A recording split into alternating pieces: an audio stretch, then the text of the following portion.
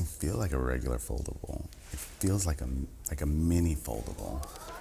Yo, so check this out. Samsung just dropped their new foldables. We've got the Z Fold8 Ultra, they added Ultra, and we've got the new Z Fold 8, which I feel like they could have called Z Fold 8 Mini, and the new Z Flip 8.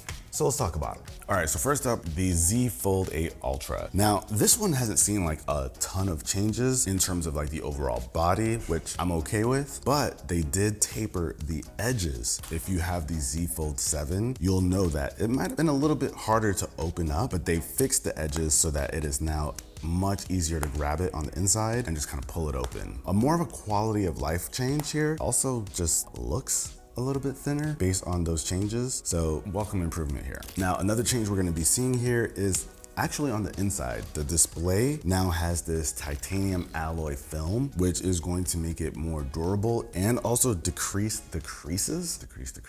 And then you have like a smoother overall looking screen. Now, these are obviously brand new, so they look absolutely fine to me. We're gonna have to see over time how this titanium alloy film, which is even crazy to say, is gonna impact it over time. Now, something else we're getting with this display is this anti-reflective coating, so glare isn't as prominent. I mean, just having this thing open, I can see this light bouncing off of here. With the outer screen, I can see that light way more easily. So I definitely see how it reduces those like reflections and glare. And the last change that they made with the displays is the 3000 nit peak brightness. So crazy numbers we're getting on smartphones now. But aesthetically, those are like the main changes. But in terms of like the colors, we've got this violet shadow, which is an interesting name, but it's like this dark purple. You've also got cream, graphite, and the online exclusive, which is green shadow. Now in the back, we've got a 50 megapixel ultra wide camera, a 200 megapixel main wide camera, and your 10 megapixel telephoto lens. So no real shakeup in terms of the lenses. There was a pretty cool software feature that they also showed us called My Fan Cam. And this feature basically allows you to follow a single person in a video, even if they're moving around. So if you want to post something on socials, you can go ahead and instead of manually cropping the person out of each frame, this feature will do it automatically, and from what I've been able to see, it actually does a pretty good job. Now in terms of what's inside of this guy, we've got the Snapdragon 8 Elite for Galaxy, so the best that you can get for an Android device right now. They've increased the battery size, so now this guy is going to be rocking 5000 milliamp hours, and also they increased the charging speed. So now a wired charge will be 45 watts and a wireless charge 20. So now you're getting over 60% in just like 30 minutes. Faster charging is something I definitely wanted on the Z Fold, so I'm glad they added this here, as well as across the rest of those guys. So this right here is the Galaxy Z Fold 8, and it's a completely new form factor, so I'm gonna show you guys my first impressions. This feels like a mini. It doesn't feel like a regular foldable. It feels like a mini foldable. If they called this the Z Fold 8 Mini, I feel like that would make sense. You guys can see it for yourselves. It's a little baby. When you open it, this is really different because it's short, but it's really wide. This is not a form factor I think most people are used to seeing or using. It just feels very different. I personally never used a foldable this short. I thought it was gonna feel kind of like the Pixel Fold foldables, where those were a bit on the wider side, shorter and wider, but this is quite a bit shorter while still being wide. So it's a very different feel. And this is actually a 5.5 inch display up front, and the inside is a 7.6 inch display. It's actually really close to the Z Fold 8 Ultra when open, 7.6 versus 8 inches. Now, another thing that they share in common is that titanium alloy film. So we should be seeing less creases here, a lot of durability, as well as the 3000 nit peak brightness. So it should be a really bright display. Let's see what watching content is like. This feels so tiny. Screen looks good though. And when you're watching, oh, that's not bad. I'm not mad at this viewing experience. Like, this is big enough to enjoy content, but it's compact enough to feels like I'm watching a video on the low. Let's hear the speakers. That we were allowed to test. That's a lot to see in one day, especially if you're taking shifts with other journalists. I think Ari would love this. For every new Android version, top 5 features for what to expect, so you have a better idea of what will be Can coming to zoom your in some more? It's a Pixel.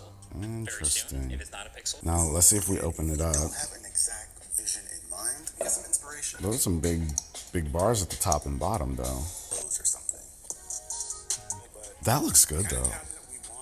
Looks pretty good. That looks clean. Is that how it is on the Z Fold Ultra? And it's warm to the touch. Now we do have a second one, and this one's the 2S Pro. That's interesting because I've never noticed that all the speakers are really on one half of the screen. Probably because the best viewing experience is like this. So I still get that stereo effect. But with the regular Fold now, the best viewing experience is going to be like this. So that means all the speakers are gonna be on one side versus this, where the speakers would be a stereo in that way. It's something I notice immediately when watching content. You know when someone edits a video and it's like only on one side, it's like, my other ear. So that's the feeling you get when it's this way, because this is the obviously better viewing angle. Now in terms of the cameras, we got a 50 megapixel ultra wide and a 50 megapixel wide. So not the same level of camera system that we're getting on the Z Fold Ultra. This is where it dials down a little bit. I feel a little sad by, because honestly, I would really rock this form factor if it had just like the full specs. Cameras are really important to me. We'll see nonetheless in a real day in the life review if 50 is just fine. Look at this, look at me complaining about 50. Remember back in the day when we only got 8? Like seriously, what am I really saying here? We've also got the Snapdragon 8 Elite for Galaxy in here, so at least there's no power trade-off between the two of these. You're still getting your money's worth in terms of performance. Now, the battery, surprisingly, is just a little bit smaller than the Ultra. It's got a 4,800 milliamp hour battery, as well as the 45 watt wired charging and the 20 watt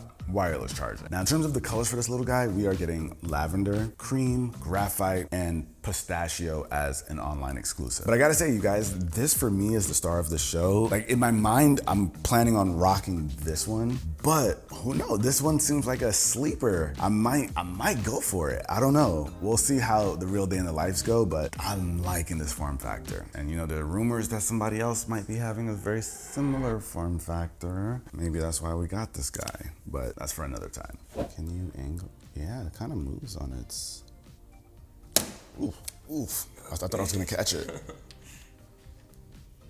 Ooh, dang, I did it again. Okay, so I found out that the Galaxy Z Fold8 Ultra, as well as the Flip 8, have a flex hinge that allows them to basically go at a 90-degree angle. So if you want to use this as like a tripod or just, you know, watch content maybe like this, you can do that, and there's even like UI things that you can access as well. But that same flex hinge isn't present here. So the goal here is that more snappy opening and closing experience, but you can get away with like a slight bend, like 40 degrees. So if you want to watch content like this, you're still able to do that. I would just be careful that you don't do it too much so that it doesn't like flip on you. So the Flip, we've got that much smaller 4.1 inch cover display, and inside it's 6.9 inches. Now in terms of changes here, there aren't a ton, but they did make it slimmer. So now it's like a 6.1 millimeter thin device. So it's their thinnest and their lightest Flip. I think the lightest Flip out right now. And it also has a new hinge. So the hinge has improved durability, which is important for a device like this. One big thing is that they offer more app support for different apps on the cover screen. So that's like the big thing, being able to personalize this a little bit more and open up more apps. That's a pretty big part of like this Flip experience. In terms of cameras, we're looking at a 50 megapixel wide angle lens and a 12 megapixel ultra wide angle lens. But something new that they did here, which is actually pretty cool, is this new flex cam feature. That old school camcorder feel. You can kind of pull this off just like that. This is actually pretty dope. Man, you drop somebody into the 90s with this thing, everyone's mind's gonna be, what are you doing? This is nuts. And what's crazy is it gives you that horizon lock. So if you don't have the steady hand that you might be pretending to have, you don't have to worry because the camera basically takes care of it for you. See, my footage has not changed this whole time. So in terms of colors, we're looking at pink, cream, graphite, and online exclusive mint. In terms of battery, we're looking at 4,300 milliamp hours. Unfortunately, this one doesn't support that super fast charge 2.0, so you won't get as fast a charging as these guys, but with, you know, smaller capacity, should charge fast enough anyway. There you have it. These are the new Galaxy devices. Let me know which one your favorite is down below in the comments. I'll catch you in the next one. Peace.